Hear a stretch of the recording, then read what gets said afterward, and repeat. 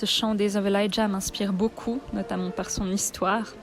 Il a été écrit par Robin Mark, qui se sentait troublé par toute la souffrance qu'il voyait dans le monde autour de lui.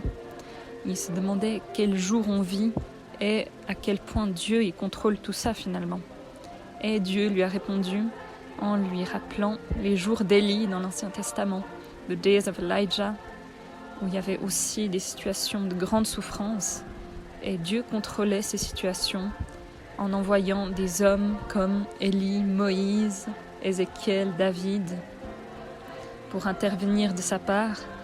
Et Marc a compris qu'en tant que chrétien, on est invité à suivre l'exemple de ces hommes et à être des instruments par lesquels Dieu peut transmettre de l'espoir, de l'amour, de la joie. Et je trouve ça très encourageant.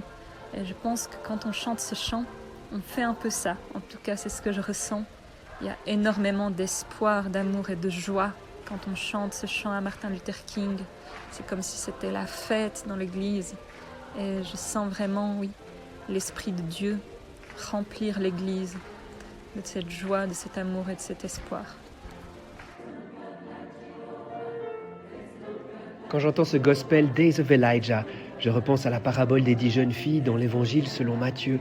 Dans cette parabole, certaines filles sont imprévoyantes ou folles, elles n'ont pas prévu de réserve d'huile, alors que les autres avisées en ont prévu pour attendre l'époux.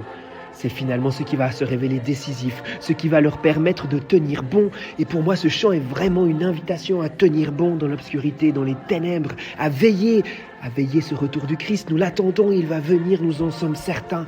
Et cela nous donne de l'espérance. Alors, chers frères et sœurs, que cette espérance puisse habiter vos cœurs pour cette période de l'Avent. Amen.